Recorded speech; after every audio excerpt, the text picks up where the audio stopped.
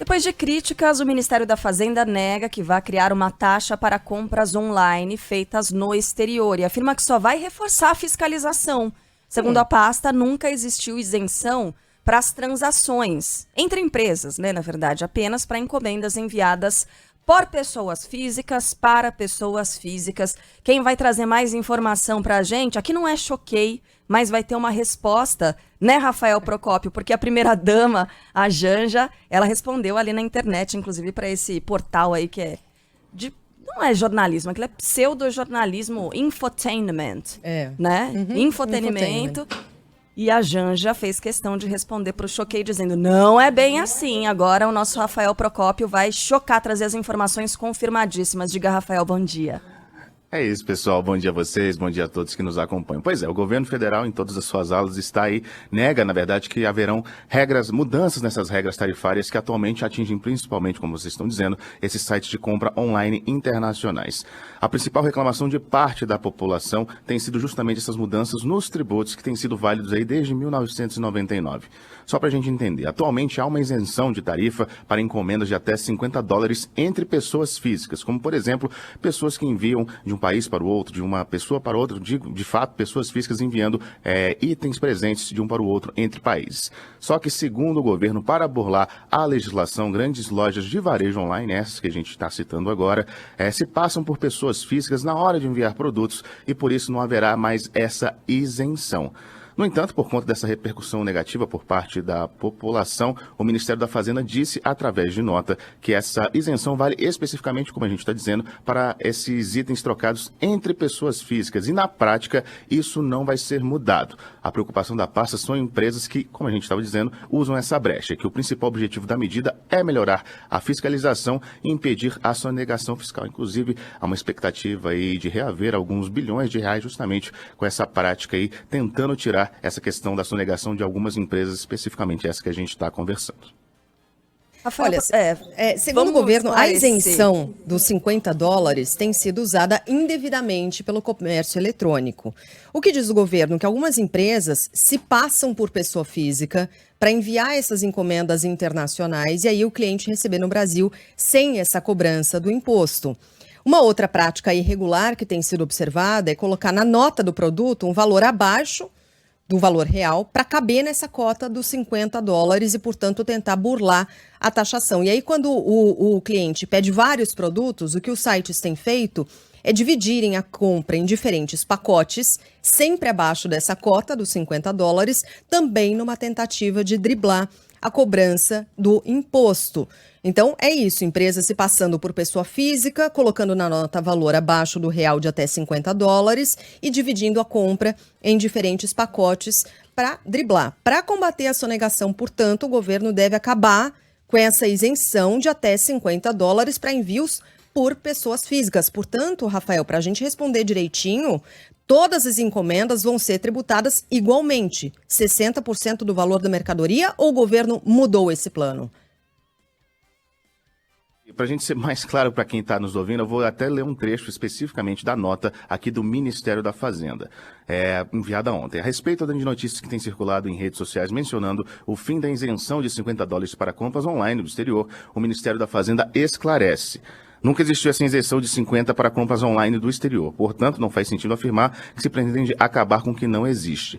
O que o Ministério, pulando um pouquinho o texto, o que o Ministério pretende fazer é reforçar a fiscalização. A partir da medida provisória, o exportador vai ter que prestar declaração antecipada com dados do exportador e de quem comprou, além do produto. Novamente sobre esse ponto. Sobre o fim dos $50 de isenção de pessoa física, o Ministério novamente esclarece isso na mesma nota. Esse benefício se aplica somente para envio de pessoa física para pessoa física. Se com base nele empresas estiverem fracionando as compras, esse exemplo que você acabou de trazer, e se fazendo passar por pessoas físicas, estão agindo de forma ilegal.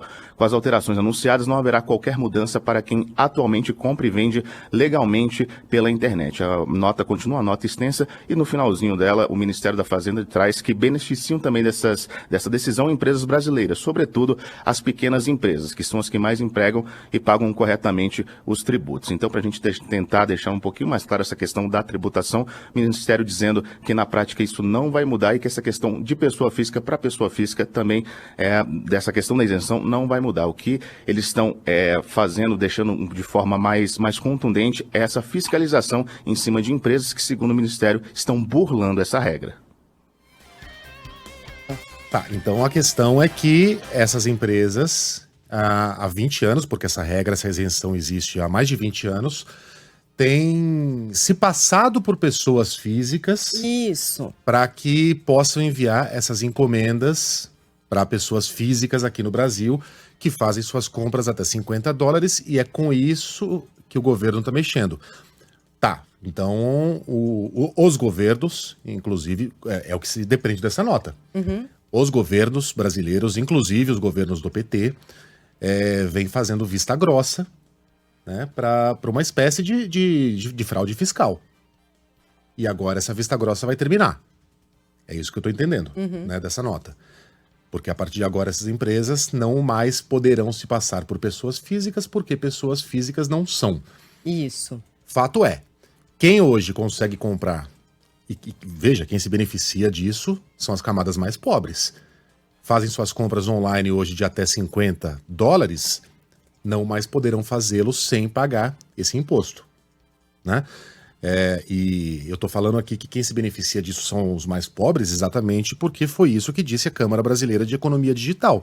Disse que vê com preocupações essas discussões sobre o fim da isenção deste imposto de importação para encomenda de até $50, R$250, de pessoa física para pessoa física, porque essa regra beneficia milhões de brasileiros, especialmente aqueles de baixa renda.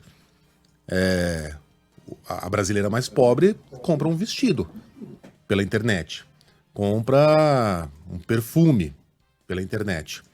A brasileira mais rica não compra. O brasileiro mais rico compra uma camisa de marca pela internet por até $50. O mais rico não compra, né? Então é uma medida que, ok, essa regra tem sido burlada por empresas há mais de 20 anos, mas na prática vai ser algo que vai afetar diretamente as camadas mais pobres e a classe média, que faz as suas compras pela internet nesses valores relativamente baixos, de até R$250. Tá? Então o governo tá fazendo um somebody love aí, escolhendo as palavras certas para mascarar o fato de que essa vai ser uma isenção de impostos que vai acabar e vai afetar diretamente as camadas mais pobres, certo? É isso que a gente entende dessa nota que foi divulgada pelo governo e das informações de que a gente dispõe agora. Agora, veja, por exemplo, a resposta da Shopee, que interessante, declarou que as mudanças tributárias não afetam os clientes dela, que mais de 85% das suas vendas são de fornecedores brasileiros e que apoia o governo em qualquer mudança que estimule o empreendedorismo no país. Interessante a visão da Shopee em resposta a essa decisão do governo. E o que é impressionante é o tamanho desse mercado, né? Um mercado gigante. Em 5 anos, o número de encomendas importadas que entraram no Brasil saiu de 73 milhões para 178 milhões de reais ao ano. E a previsão é de que chegue em 200 milhões de remessas ainda neste ano de 2023. É avassalador esse número. E aí, por outro lado, que o governo prevê uma arrecadação extra, uma receita extra bilionária, de até 8 bilhões de reais por ano. É dinheiro à beça, hein? Sim. Deixa eu ser um pouquinho mais claro aqui, porque já chegou mensagem dizendo o Megali está defendendo a sonegação. Se a regra é essa mesmo e tem sido burlada por essas empresas, isso tem que acabar agora. Quem permitiu sonegação, se for o caso mesmo, foram todos os governos brasileiros nos últimos 20 anos que fizeram vista grossa para o fato dessas empresas estarem se fazendo de pessoas físicas para poder vender produtos mais baratos aqui para o Brasil. Tem sido uma sonegação tolerada pelos seguidos governos brasileiros. Se é o caso, tem que acabar mesmo. Mas não venham me dizer que o mais pobre não vai ser afetado, porque ele vai ser afetado por essa medida. O que a gente consegue aprender aí dessa nota da Shopee? Que são muitos os fornecedores. Essas grandes empresas, elas são plataformas que acabam fazendo a ligação do consumidor final, que é a pessoa física do lado de cá, com um fornecedor. E, em geral, esse fornecedor, então, se passa por pessoa física para vender a coisa e não pagar essa tributação, certo? É isso que a gente é isso que a gente entende. Então, a Sheila me contou, me ensinou que é Shein, que é o nome da loja, não é Shein. Ela por dentro, né, Ai, da meu moda. Deus, eu tenho uma dificuldade Shein. muito grande de chamar Shein de Shein, que é o nome Shein? correto. É Shein. Ela por Ela dentro in. da moda. Ela Shein. Shein. Todo mundo fala Shein, Shein, Shine. Shopee. Tem de tudo. Então, assim, essas grandes empresas, vamos colocar Mercado Livre aqui, só para ter uma ideia, tá? Não tem a ver com o Mercado Livre, mas, por exemplo, quando você entra no Mercado Livre para fazer uma compra, aparece lá um determinado distribuidor, uma pessoa que está vendendo. Às vezes aparece como se fosse uma pessoa física mesmo, é fulano de tal vendendo tal coisa, quando na verdade é uma empresa. Então, essas empresas, Shopee, Shein e tudo mais, eles não fabricam esses produtos. Eles criaram a plataforma para fazer a ligação entre uma coisa e outra, entre a ponta e outra. Então, é isso, né? Eles estão tentando evitar, o governo está tentando tributar essas empresas que se passam por pessoas do lado de lá para fazer as compras do lado de cá. Então, eventualmente pode impactar, né, Rafael Procópio? Eventualmente pode até impactar esse preço final para o consumidor. Pois é, pessoal, principalmente vocês citaram o caso da Shopee. A Shopee, essa nota que vocês trouxeram, a empresa disse que isso não vai mudar muito a realidade dessa empresa especificamente, porque é uma empresa que trabalha com produtos brasileiros, trabalha dentro da questão do nosso território nacional. Então, para essa empresa, segundo eles, não vai mudar. Mas outras empresas, outras grandes empresas de varejo, algumas dessas que vocês já citaram, elas devem ter essa mudança. Mas como vocês estavam trazendo, existe essa diferença aí no entendimento do que exatamente o Ministério da Fazenda vai fazer com essa questão da tributação. A gente vai ter que esperar os próximos dias, aí, principalmente as próximas semanas, também esperar o retorno do presidente da República, que inclusive está na China. A gente vai ter que esperar um pouquinho para ver como é que isso vai ser na prática, e também questionar o Ministério da Fazenda para ter uma explicação um pouco mais assertiva do que, de fato, o consumidor brasileiro vai ver ou não vai ver com essa mudança ou não desse tributo, que realmente, aí, por conta dessa fala do Ministério da Fazenda, a gente fica até um pouco meio confuso com essa mudança nessa tributação, que, como a gente disse, aí está valendo desde 1999. A gente vai esclarecendo tudo por aqui. Obrigada, Rafael, pelas informações. Só mais uma informação final, que essas lojas dizem que talvez os preços fiquem mais altos, mas as entregas talvez sejam mais rápidas, porque os trâmites burocráticos na alfândega, esses vão ser encurtados. Vamos direto à China, então, já que o próprio Rafael já falou disso aqui, o presidente Lula cumprindo agendas, as primeiras delas, né, na China, participando da posse de Dilma Rousseff à frente do Banco dos BRICS. Ao vivo de Xangai, enviado especial do Grupo Bandeirantes Douglas Santucci, que já está aqui com a gente, vai trazer informações sobre essa viagem, falando sobre a posse de Dilma Rousseff no comando do banco e também falando sobre algumas manifestações do presidente Lula, entre elas uma que chamou bastante atenção, Douglas, a de uma moeda local, ou uma moeda que seria utilizada para as negociações entre os países que formam esse bloco chamado de BRICS. Fiquei pensando qual seria o nome dessa moeda. Não tem ainda, mas foi uma ideia lançada ali pelo presidente Lula nessas conversas, não é, Douglas? Bom dia para você. Boa noite por aí já, né? Boa noite, 6h19 da noite, a conexão tá ruim, já aviso então aos ouvintes que vamos torcer para que dê certo todas as informações. Acabou agora uma reunião entre Lula e o presidente da BYD, novidades em relação à fábrica de Camaçari, na Bahia, quase tudo certo para a instalação da fábrica da BYD por lá, é onde era a fábrica da Ford. Eles devem assumir também parte da operação do Porto de Camaçari, expectativa de geração de muitos empregos nisso. Então, essa reunião acabou agora aqui no hotel em Xangai e Lula se reúne com o presidente da CCCC, a empresa de construção e comunicação, uma gigante aqui do mercado asiático, que também tem negócios no Brasil, na Faringa, na Bahia e também em Pará, Maranhão, outros negócios por aí. Voltando para o caso, então, de Dilma e Lula, exatamente, primeiro compromisso de Lula e ele. Primeiro, acho que o primeiro assunto importante, ele criticou bastante a forma como os empréstimos são feitos pelo Fundo Monetário Internacional, citando inclusive que eles colocam a faca no pescoço dos países aí, citou o caso da Argentina, que está sofrendo bastante pressão agora, e do Brasil, que já sofreu. Esse foi um dos temas. E, é claro, Lula também falou sobre a relação com Dilma Rousseff, que agora assume a presidência do novo Banco de Desenvolvimento, o Banco dos BRICS, que tem essa função, emprestar dinheiro para projetos de infraestrutura de desenvolvimento dos países que compõem o grupo. Brasil, China, Índia, África do Sul, temos incluídos nesse grupo outros países da África. Vamos acompanhar o que disse o presidente Lula. A posse de uma mulher à frente de um banco global de tamanha envergadura seria por si só um fato extraordinário num mundo ainda dominado pelos homens. Mas a importância histórica desse momento vai muito além. Dilma Rousseff pertence a uma geração de jovens que nos anos 70 lutaram para colocar em prática um sonho de um mundo melhor e mais justo e pagaram caro, muitos deles com a própria vida.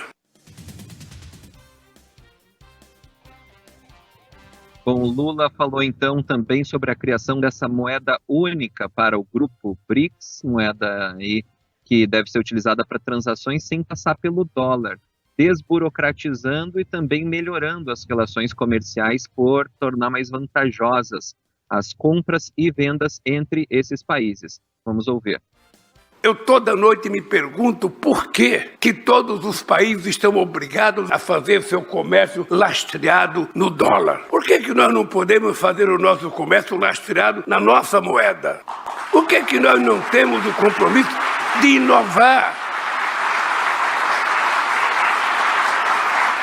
Quem é que decidiu que era o dólar a moeda depois que desapareceu o ouro como paridade? É isso, o presidente Lula, então, cumpre o finalzinho da sua agenda em Xangai e segue para Pequim, dorme por lá, porque amanhã tem agenda com Xi Jinping, assinatura de 20 acordos comerciais relevantes aí para os negócios entre os países. Certo, a conexão falhou ali em alguns momentos, o Douglas já até tinha avisado no comecinho da nossa conversa, então vou agradecer aqui ao Douglas. Obrigada, viu? Bom trabalho por aí, Douglas. Valeu, um grande abraço a todos. Um abraço. Mas é isso, né? Com essa possibilidade, essa ideia lançada de uma moeda única que não passe pelo dólar nas negociações envolvendo os países que formam o bloco BRICS. Que tal uma enquete? Qual será o nome da moeda comum a ser usada entre os países dos BRICS? Só de BRICS. BRICS pode ser, broca pode ser. Eu já fiz a minha. Moeda estatal rica e revolucionária, corrente e ativa. Merreca. Gente. Merreca. A merreca. A merreca. Quantas merrecas vale essa transação aqui de um petroleiro? Legal. Tá aí, tá lançada a ideia. Tá lançada a ideia. Moeda estatal rica e revolucionária, corrente e ativa, merreca. 9995... Fala pra mim o número. 999-592-100, código 11 na frente. Ou pelo chat do YouTube. Briquete. Chilu. Não sei. Bricolar. Teve ouvinte. Não, colar seria outro presidente. Bricoin! Essa é ótima. Boa. Quem mandou foi o Gabriel. Muito bom. Chibra. China e Brasil. Lascas. Lascas. Bom, podia ser uma coisa um pouco mais asiática, assim. Hein? O cara vai te pagar com essa moeda, é o som que você faz? Brincadeira, então. Mande aí a sua mensagem, daqui a pouquinho a gente traz outras sugestões. Olha, o Ministério da Justiça subiu o tom e aí fala até em suspender as plataformas digitais que não removerem conteúdos ligados a ataques em escolas. A multa para quem descumprir pedidos de autoridades para derrubada de perfis pode chegar a 12 milhões de reais. De Brasília, Márcio Rocha.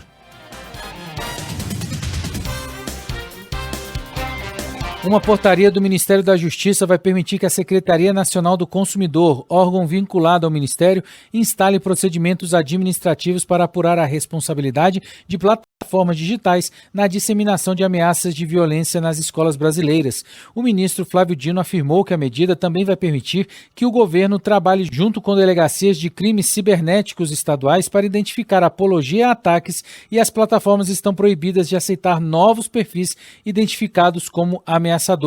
O Ministério da Justiça também vai enviar aos governadores a sugestão para criar comitês estaduais de segurança nas escolas e que as empresas de tecnologia sejam obrigadas a repassar aos delegados de polícia dados que permitam a identificação do usuário para facilitar as investigações da autoridade policial. O ministro também determinou que as plataformas devem retirar o conteúdo considerado ilícito e que, se recusarem, podem ser suspensas. Flávio Dino afirmou que a portaria do governo é o primeiro passo para combater o problema e foca nas empresas que, segundo ele, impulsionam conteúdo de ódio na internet. Que durante anos disseram que elas eram neutras. e que, portanto, elas não eram responsáveis, são, porque essas empresas são prestadoras de serviço, eles selecionam o conteúdo que nós visualizamos, eles impulsionam o conteúdo, eles não são um mero recipiente em que você coloca qualquer líquido. Eles ajudam a escolher o líquido que o consumidor vai encontrar dentro do recipiente.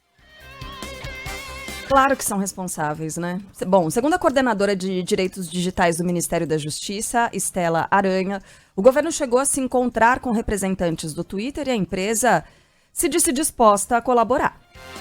Eles mostraram disposição de fazer a moderação de conteúdo, de conteúdos que façam apologias a perfis criminosos, a perpetradores de massacre, inclusive quando estão na persona, né, seja na criação de perfis com fotos e nomes. Então, mostraram as medidas que eles passaram a tomar, um protocolo de crise e uma abertura maior para essa comunicação. Bom, na segunda-feira, em reunião do Grupo de Trabalho de Combate à Violência nas Escolas, o Twitter chegou a dizer que divulgar fotos e nomes de autores dos ataques não configurava apologia ao crime e não violava os termos de uso da plataforma. Bom, houve uma mudança aí no comportamento do Twitter. Mínima, é verdade, mínima. Mas em 2 dias a gente saiu de uma advogada dizendo, olha, esse tipo de comportamento não viola, esse tipo de postagem não viola os termos de uso da plataforma, com agora falando que tem aí sim está disposta a colaborar. Sabe-se lá exatamente como, né? Qual o nível de disposição. Então a gente vai ter de aguardar, mas precisa ser uma resposta rápida. Né? Não dá para esses perfis continuarem no ar ainda promovendo a violência, né? Estimulando a violência. Porque a gente está vivendo aquele período perigoso em que, segundo os especialistas, há a tendência de acontecer novos ataques de imitação. Né? É incrível, mas ataques que nos causam repulsa, indignação, nojo, revolta, podem servir como gatilho positivo para... enfim, adolescentes problemáticos, crianças facilmente impressionáveis, gente perversa mesmo, para realizar eles próprios seus ataques. Então esse é um momento muito delicado que a gente está vivendo. Inclusive quando você fala disso, ontem, por exemplo, houve mais um ataque, em que 2 crianças ficaram feridas no Ceará, uma delas, inclusive, segue internada em estado grave.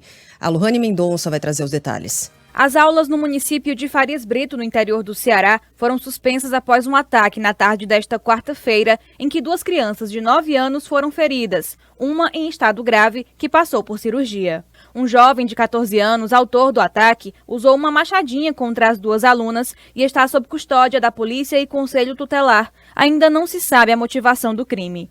Pelo menos outras 9 cidades cearenses solicitaram reforço policial para garantir segurança nas escolas. No Rio Grande do Sul, um adolescente que já vinha sendo monitorado foi apreendido por planejar um ataque em uma escola. Na casa dele, a Polícia Civil encontrou farto material que fazia apologia ao nazismo.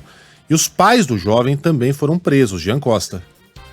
Um jovem de 14 anos foi apreendido pela Polícia Civil sob suspeita de planejar um ataque a uma escola no município de Maquiné, no litoral norte gaúcho. As equipes policiais já estavam monitorando as mensagens e publicações do perfil do adolescente nas redes sociais, enquanto ele e um amigo paranaense idealizavam o possível ataque. Na casa da família do adolescente foram encontrados materiais associados ao nazismo e fascismo, incluindo armas falsas, facas, roupas camufladas, além de bandeiras e fotos de Adolf Hitler e Benito Mussolini. A investigação policial continuará para apurar possíveis ligações com outros casos no país e grupos neonazistas. Os pais do adolescente foram presos durante a ação da Polícia Civil. Eles foram presos porque não havia como não saberem do que estava acontecendo, porque era um material que ficava exposto na casa, uma bandeira enorme. Aliás, a polícia descobriu que essa bandeira, com uma suástica, símbolos do nazismo, ela foi dada de presente ao adolescente pelo pai, o próprio pai.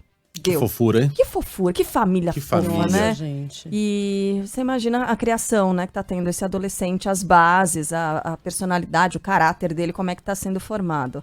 Bom, ontem também o ministro da Educação, Camilo Santana, afirmou que os atentados no ambiente escolar são reflexo do estímulo ao ódio e às armas no Brasil, e argumentou em sessão da Comissão de Educação da Câmara dos Deputados que colocar policiais armados nos colégios não vai resolver o problema. Segundo ele, nem mesmo os Estados Unidos foram capazes de enfrentar a questão da maneira adequada.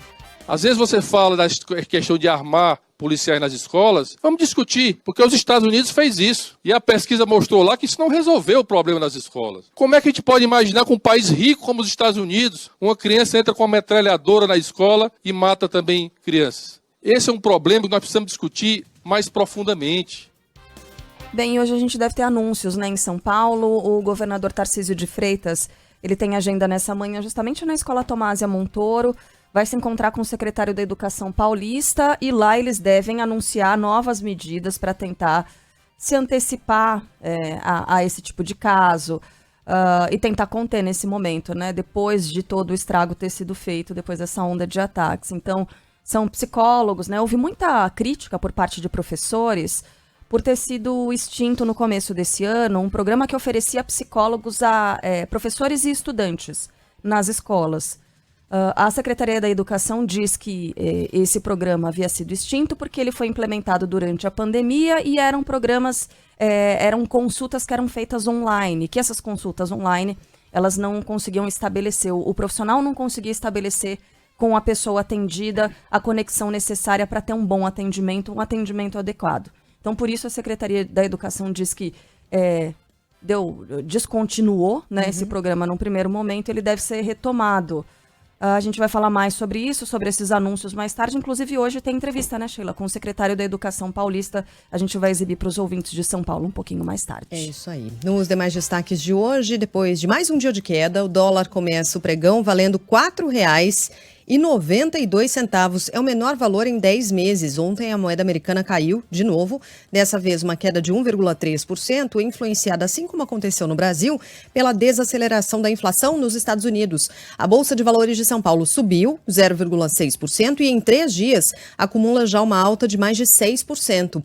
Ontem o presidente em exercício, Geraldo Alckmin, destacou que a queda da inflação no Brasil vai contribuir para a redução da taxa básica de juros, sim, e defendeu ainda a aprovação das novas regras fiscais que serão enviadas ao Congresso e da reforma tributária. O imposto vai melhorar com a reforma tributária. Não vai cair, porque nesse momento não pode cair, mas ele vai simplificar e vai estimular a atividade produtiva. E o crédito, tenho confiança de que nós vamos entrar com ancoragem fiscal numa redução gradual da taxa Selic. Em evento nos Estados Unidos, o presidente do Banco Central, Roberto Campos Neto, afirmou que a inflação caiu, mas as pressões permanecem em meio à demanda forte. Foi exatamente o que ele disse. E comparou a Selic a um antibiótico, abre aspas. Se você parar no meio do tratamento só porque você tem os primeiros sintomas mais positivos, você pode perder todo o efeito, fecha aspas. Mudando de assunto, o ex-chefe do Comando Militar do Palácio do Planalto, Gustavo Henrique Dutra, nega em depoimento à Polícia Federal que tenha agido para impedir a prisão de manifestantes durante os atos de 8 de janeiro e afirma ter atuado apenas para evitar um confronto entre invasores e a PM do Distrito Federal. Ainda segundo ele, o presidente Lula concordou em fazer o desmonte do acampamento montado em frente ao QG do Exército no dia seguinte à invasão das sedes dos 3 poderes. O general, exonerado ontem, foi ouvido junto com outros 88 integrantes das Forças Armadas suspeitos de omissão nos ataques ao Palácio do Planalto, ao prédio do Congresso e ao Supremo Tribunal Federal. No mês passado, Gustavo Henrique Dutra já havia sido citado pelo ex-comandante de operações da PM do Distrito Federal na CPI dos atos antidemocráticos na Câmara Legislativa. Na ocasião, o coronel Jorge Eduardo Naime disse que o Exército tentou evitar a prisão de envolvidos nos ataques por ordem do então chefe do Comando Militar do Palácio do Planalto, que nega as acusações. Comandante do Batalhão da Guarda Presidencial no dia do quebra-quebra, o coronel Paulo Jorge Fernandes da Hora foi na mesma linha do general Dutra. Ele aparece em um vídeo discutindo com PMs que tentavam prender os vândalos dentro do Palácio do Planalto. Aos policiais federais, da Hora justificou que a ordem era impedir que pessoas que estavam acampadas na porta do QG do Exército em Brasília fossem feridas. Bom, ontem na Câmara dos Deputados houve uma situação que repercutiu e vem repercutindo até hoje, porque o PL deve entrar com uma representação no Conselho de Ética contra o deputado Márcio Gerri, do PCdoB, acusado de assédio pela colega Júlia Zanata. Foi, na verdade, na última terça-feira, né, durante aquela sessão de Comissão de Segurança da Câmara, o colegiado ouviu o ministro da Justiça, Flávio Dino, quando deputados da base da oposição começaram a discutir trocar ofensas. Foi um bate-boca, né, que rolou. Com o tumulto, a audiência foi suspensa. Um dos muitos, né, cara? Um dos muitos, Que baixaria Tava foi aquela assim, sessão. olha, uma zona, uma confusão total e completa. Aí a Júlia Zanatta, essa deputada do PL, postou uma foto no momento do bate-boca generalizado, dizendo que foi assediada pelo colega do PCdoB, que se aproximou por trás dela. Ele chega bem perto e com ali o rosto bem próximo ao pescoço, ao cangote dela. Márcio Gerri, por sua vez...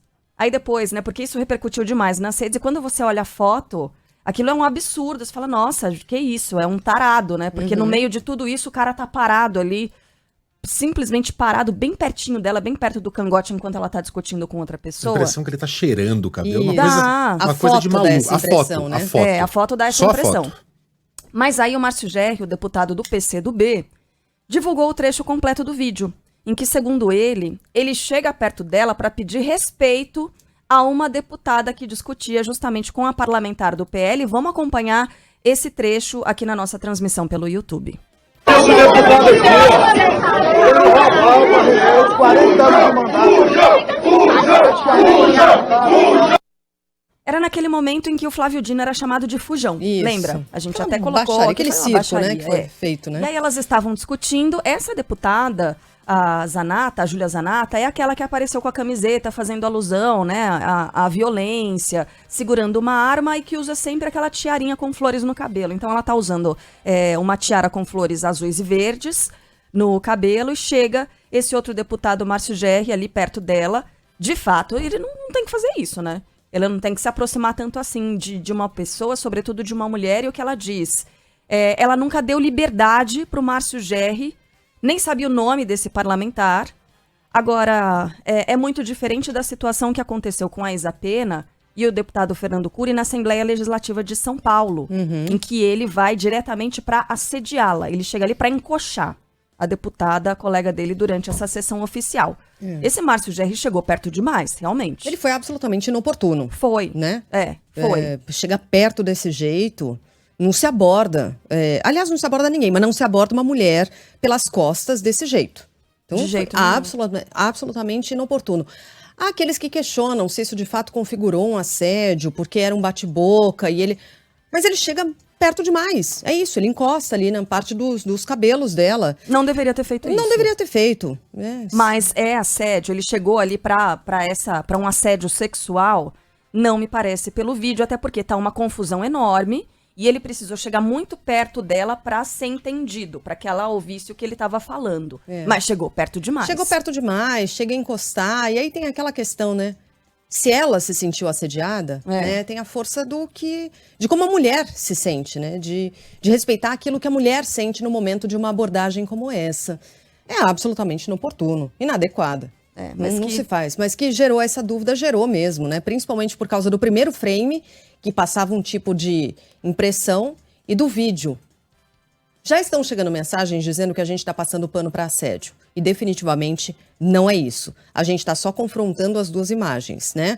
A imagem fixa do frame, da foto, com a do vídeo. O vídeo mostra a dinâmica em que isso aconteceu, mas continua não justificando o tipo de abordagem, a proximidade que ele utiliza para se dirigir à deputada, né? Olha, esse vídeo me causou um desconforto. Claro. Ele está muito próximo dela. Por mais que o contexto nos permita interpretar que aquilo não era um assédio sexual, ele está com o nariz e com a boca encostados no cabelo dela. Exatamente.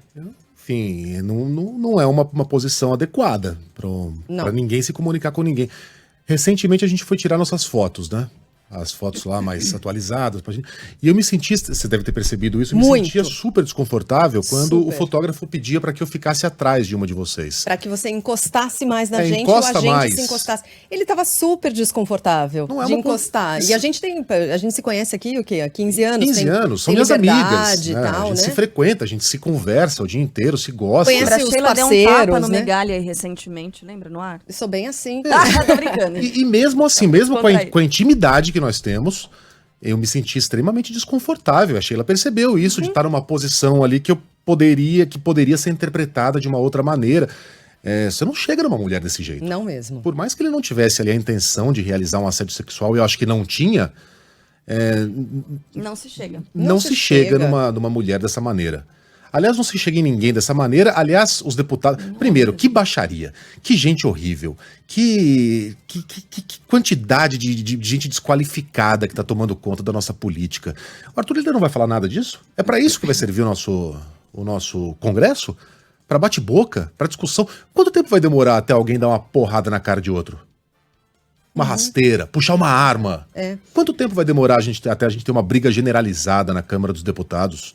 É para isso que vai servir a Câmara? Uma casa de gente desqualificada que não vota nada, não toca nada pra frente, palavrão pra cá, xingamento pra lá, comunista, vagabundo, faz o L, faz a arminha.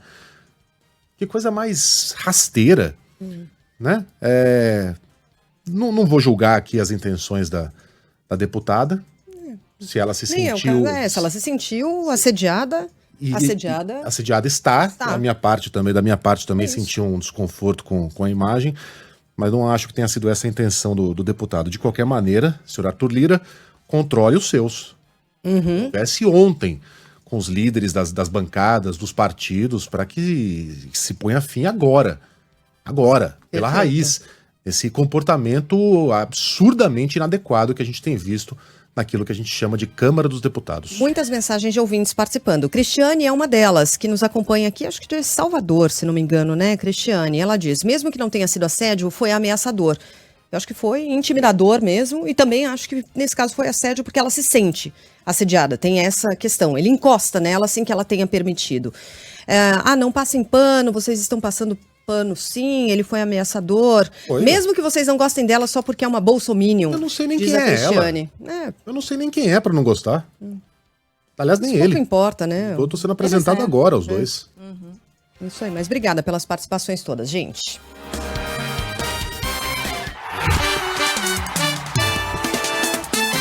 Futebol, com Milton Neves. Oferecimento Sicredi. Conheça a primeira instituição financeira cooperativa do Brasil. Sicredi, gente que coopera, cresce. Tintas Souvenir, a marca mais tradicional e querida do Brasil. E Hotel Terras Altas, lazer, diversão e gastronomia, pertinho de você.